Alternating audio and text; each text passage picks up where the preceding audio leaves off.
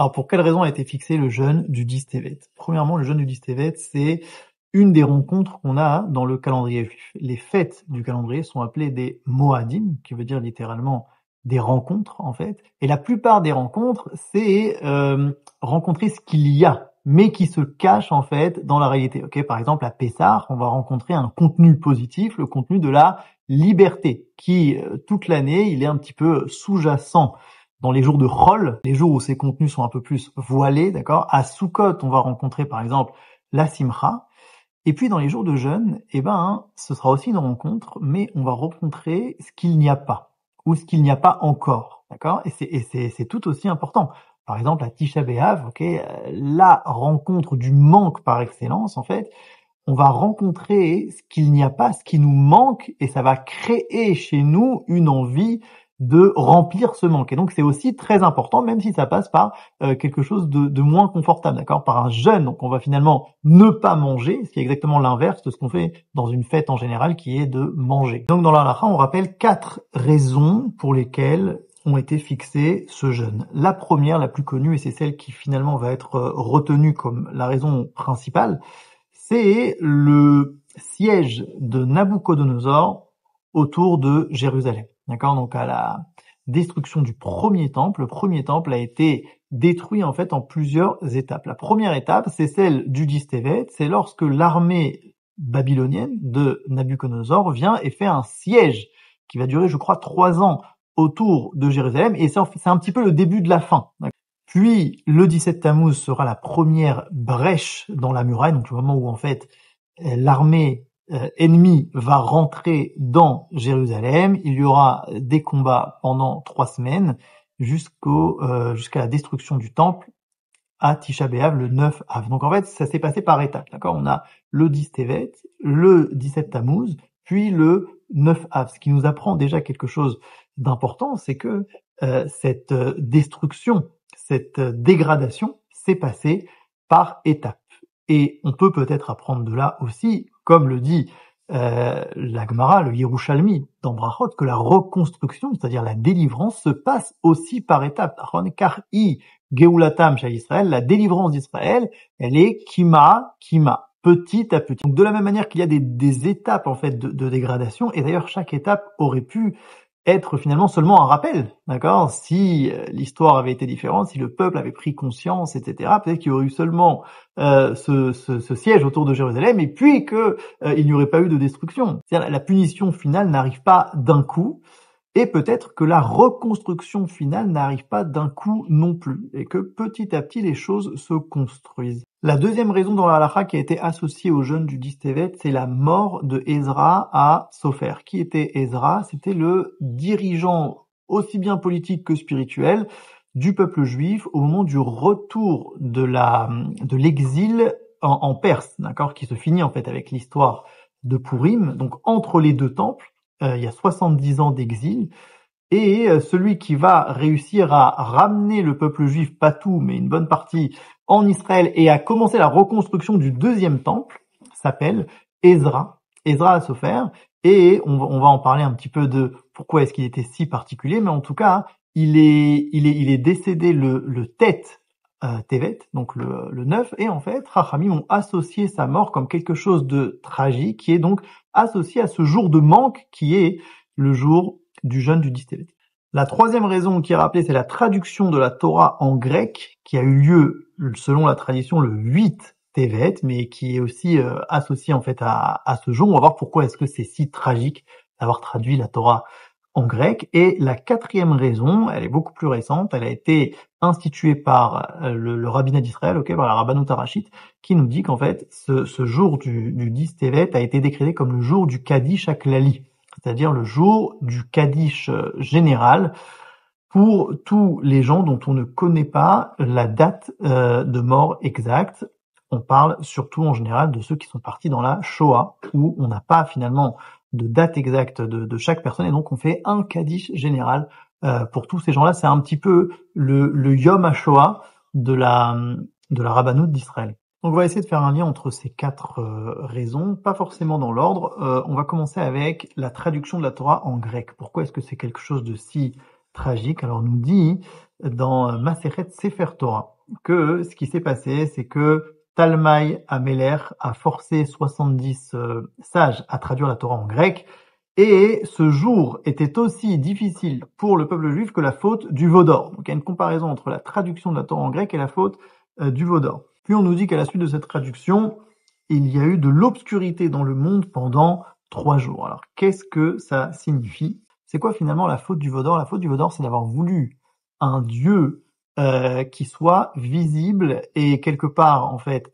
fini devant nous. D'accord? Donc en fait, c'est d'avoir voulu réduire l'infini au fini. On n'est pas capable d'être en progression, d'attendre que Moshe Rabbeinu revienne avec une parole infinie. On veut quelque chose de concret, là, tout de suite, maintenant, à la hauteur de de ce qu'on peut comprendre, et pas forcément quelque chose qui va nous élever vers beaucoup plus que ce qu'on pourrait comprendre. C'est ce qu'ont voulu faire les Grecs, c'est-à-dire que la Torah n'est pas, selon eux, une parole divine qui m'oblige en fait à m'élever de manière infinie à un contenu qui me dépasse complètement, mais non, c'est quelque chose que je peux traduire, que je peux mettre dans un livre à côté de tous mes autres livres et que je peux comprendre selon mon interprétation humaine. Donc c'est une énorme réduction en fait, et en cela c'est de l'obscurité. Ça veut dire que ce qui réduit m'empêche finalement de voir ce qu'il faut voir. C'est-à-dire ça enlève la lumière infinie que pourrait être la Torah à quelque chose de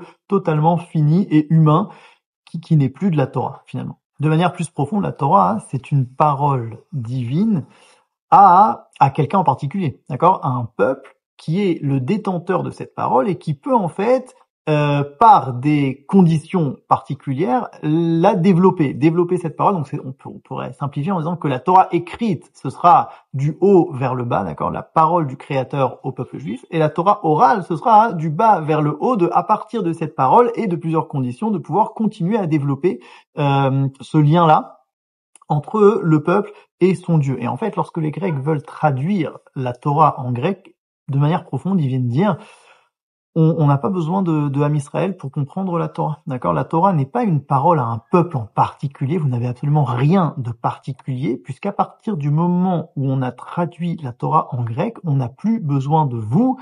On peut nous-mêmes, avec notre compréhension, appréhender cette Torah, et donc il n'y a plus besoin en fait de Ham Israël pour développer cette parole. Si maintenant on passe à la raison principale, c'est-à-dire le siège autour de Jérusalem, alors ce sera ici une volonté différente de séparer le peuple juif de sa terre. C'est-à-dire que Jérusalem est peut-être spécial, peut-être que c'est un lieu particulier, et jusqu'à aujourd'hui c'est un lieu particulier pour une grande partie du monde, un lieu qui va relier le ciel et la terre, etc. Mais par contre, vous n'êtes pas particulier. C'est pas à vous que revient ce lieu. D'ailleurs, il y a encore aujourd'hui des gens qui veulent faire de Jérusalem une sorte de ville internationale, une ville universelle, et pas du tout de dire que cette ville appartient à ce peuple-là parce que c'est seulement à cet endroit qu'il peut se réaliser, etc. Donc en fait, Nabuchodonosor, en faisant le siège autour de Jérusalem qui va mener à la destruction, veut séparer Am Israël de sa terre. Et là, on en arrive à la mort de Ezra à Sopher, qui est en fait complètement liée aux deux raisons précédentes. Parce qu'on nous dit dans Masechet Sanhedrin que on aurait préféré donner la Torah par Ezra, mais bon, c'est Moshe qui est arrivé avant, d'accord? Donc en fait, on compare Ezra à Moshe Rabbeinu comme étant celui par qui la Torah va être donnée au peuple juif. On nous dit aussi dans Masechet Megillah que Ezra, en vérité, c'est Malachi qui est le dernier des prophètes. Et on nous dit dans Masechet Baba Kama que Ezra a fait plusieurs décrets, donc des takanot, à Am Israël. En fait, si c'est le dernier des prophètes, alors il appartient à la Torah écrite. Mais s'il a fait les premières takanot, alors en fait, c'est le précurseur de la Torah orale. Donc on peut déjà dire que ce qui définit Ezra, c'est celui qui va lier en fait la Torah écrite à la Torah orale. On pourrait dire en fait celui qui va lier Am Israël à sa Torah. Et deuxièmement, Ezra, c'est aussi celui qui va pousser les Juifs de l'époque à revenir sur leur terre. Donc en fait, c'est celui qui relie Am Israël à son identité et qui relie Am Israël à sa terre. Et donc en fait, la mort de Ezra Assofer représente finalement le manque de ces deux conditions-là, qui sont les deux conditions des deux raisons précédentes, qui viennent dire en fait le peuple juif n'a rien de spécial dans son message transcendant, il appartient à tout le monde, et il a rien de spécial comme lien avec cette terre, d'accord? Il n'a pas plus d'appartenance à cette terre que n'importe quel autre peuple. C'est vraiment une volonté d'amputer l'identité d'Israël de manière la plus profonde et qui existe encore aujourd'hui, d'accord? C'est pas pour rien qu'on a encore besoin du jeûne du 10 Tevet. Là, on peut peut-être mieux comprendre le lien que la Rabbanout Harashit a trouvé avec la Shoah, puisque en fait la Shoah, c'est une volonté de dire pas seulement le peuple juif n'a absolument rien de spécial, mais encore pire que ça, le monde serait peut-être mieux sans ce peuple juif. C'est la même volonté en fait, mais à l'apogée.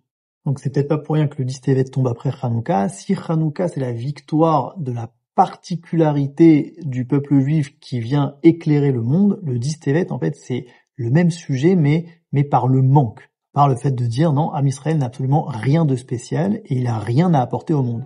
Et donc en fait ce jour est une opportunité de prise de conscience sur le rôle et la particularité de Am Israël dans le monde, pas pour se morfondre sur le passé, sur ce qui s'est passé, mais justement pour améliorer le futur. Et donc comme dit le Rav Zvi Yehuda, chaque raison du jeûne vient nous appeler à se renforcer sur un sujet précis. Concernant le siège autour de Jérusalem, se renforcer sur le lien en fait de Am Israël avec sa terre. Concernant la mort de Ezra, se renforcer sur le lien de Am Israël avec sa Torah. Concernant la traduction de la Torah en grec, essayer de renforcer une culture israélienne plus originelle et moins occidentale. Et concernant la Shoah, eh bien, essayer d'œuvrer pour la renaissance du peuple juif de ses propres cendres. Tzom Moïl à tous. Merci d'avoir visionné cette vidéo. Je vous invite à vous abonner à notre chaîne InMode pour plus de replays, de conférences, de cours, d'interviews. Cliquez sur le bouton juste ici et vous êtes abonné à l'InMode. À très bientôt.